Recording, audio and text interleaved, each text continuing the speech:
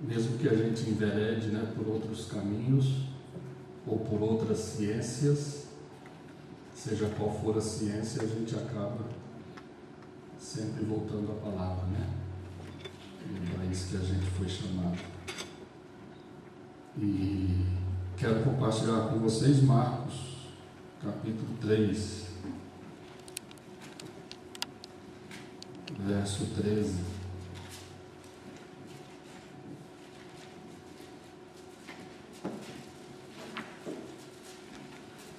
Quem é lá de Goiás, né? Amanhã eu estou indo lá para a terrinha de vocês, né?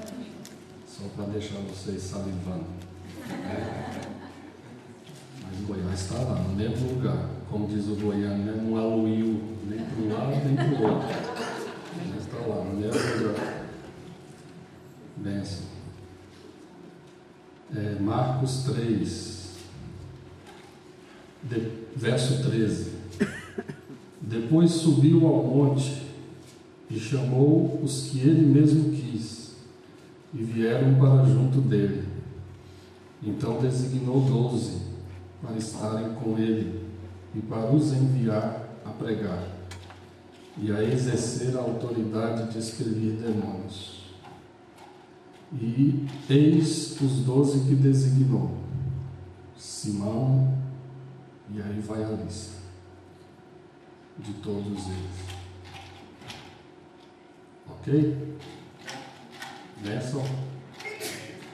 Eu gosto desse texto porque ele coloca a gente no lugar da gente, né? Ele faz a gente ser gente. Esse texto faz uma clara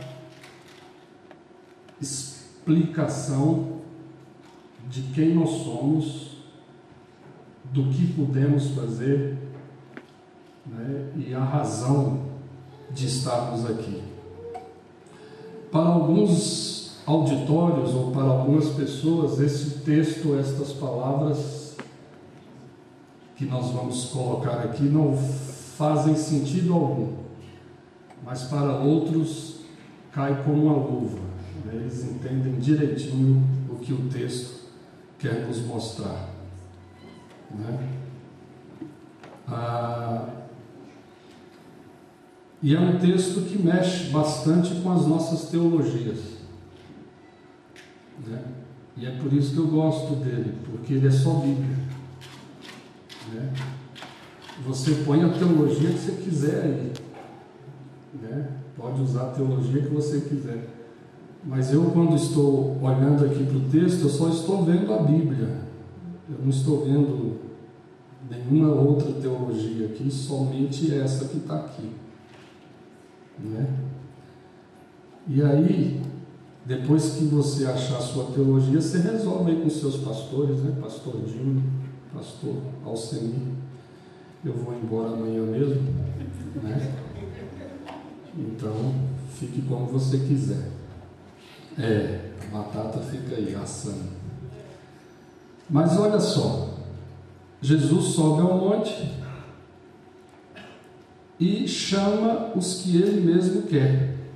É a primeira revelação da palavra aí, né? Ele sobe e chama quem ele quer, ou seja, ninguém sobe ao monte por si só, porque quer, porque ficou sabendo que ele subiu, porque deseja estar lá no monte com ele. A coisa não é bagunçada não, né? Ou seja, ele sobe e chama quem ele quer, e o texto só diz isso e pronto, né? O convite é unilateral. Ele chamou, subiu ao monte e chamou quem ele mesmo quis. Não depende da nossa cor de pele, não depende do nosso cartão de crédito, não depende da nossa família, do nosso pedigree, não depende das nossas mandingas, não depende das nossas forças, sejam elas quais forem, intelectuais, religiosas, espirituais, não depende nada disso. Ele chama quem ele quer.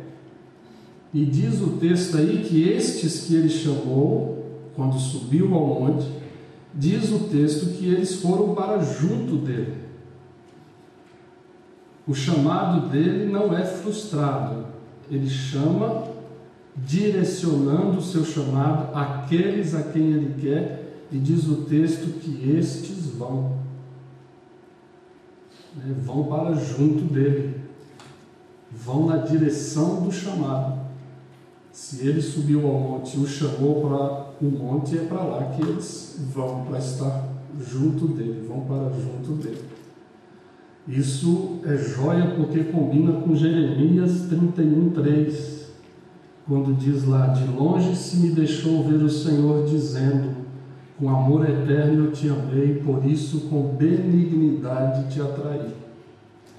Ou seja, Deus ama com amor eterno, não condicional, não depende da condição de ninguém. Ele ama com amor eterno, e estes a quem ele ama com este tipo de amor eterno, diz as Escrituras que são atraídos a ele. Ele atrai tudo o que envolve ou o que é esta pessoa. Preste bem atenção nisso. Eu não sei, mas talvez você não está entendendo. Ele está chamando os que ele mesmo quer, e diz o texto que eles vão para junto dele. Quem é que está indo para junto dele? São estes homens aqui. Você só está enxergando isso? Em igreja. Estes que ele tem chamado para junto dele, que foram para junto dele no verso 13, são estes homens aqui, e é só isso que os nossos olhos estão vendo?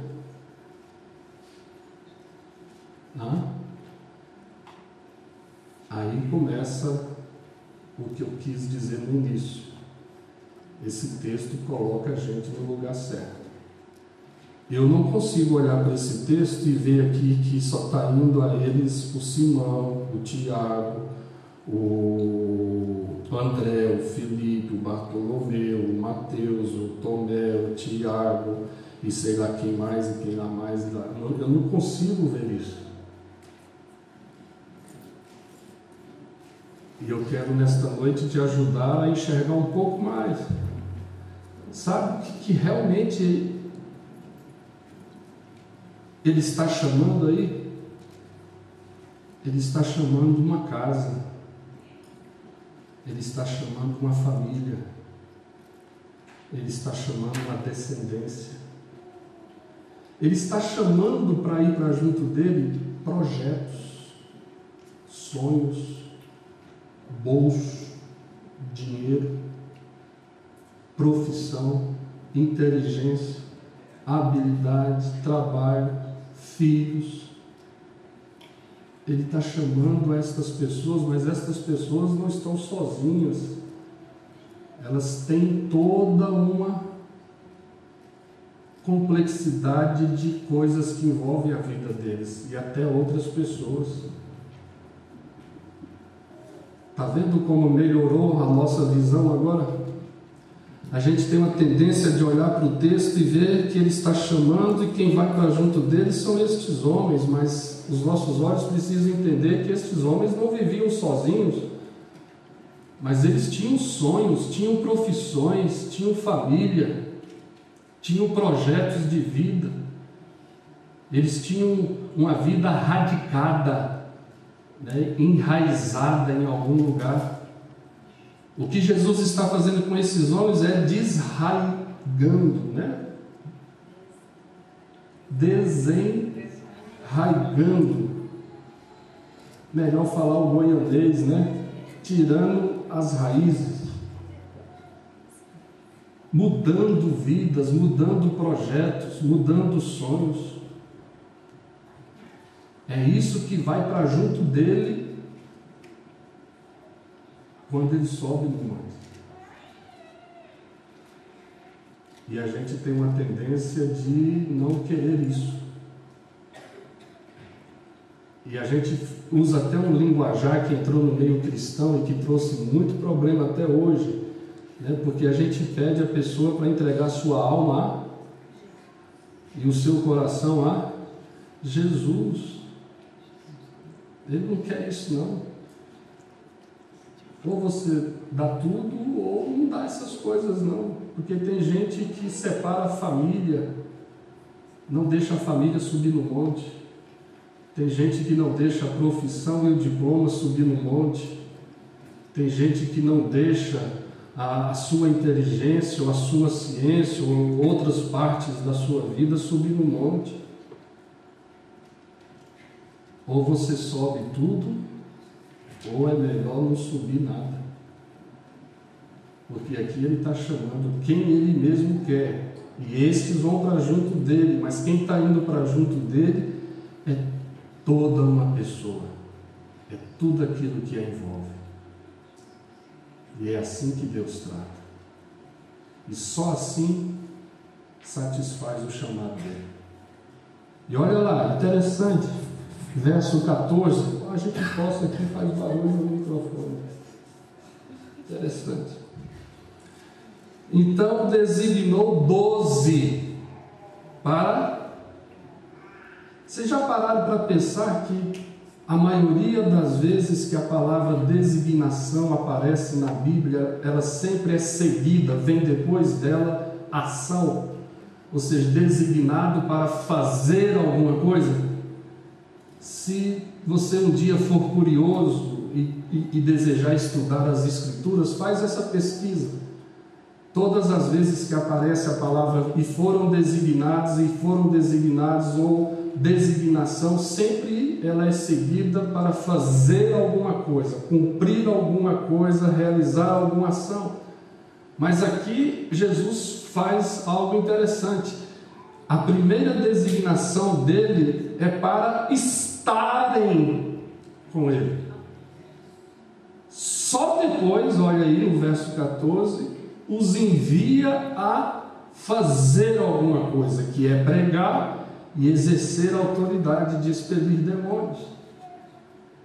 É uma das únicas vezes na Bíblia que a designação é mudada, porque ele chama quem ele mesmo quer, estes vão para junto dele, e aí, estando com ele, ele designa para estar com ele.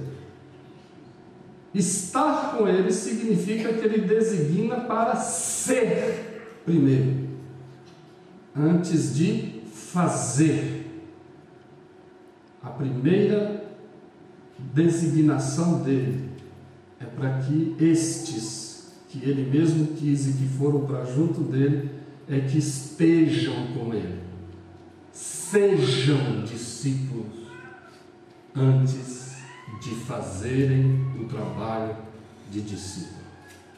Uau, que joia! Isso mexe com a gente, né?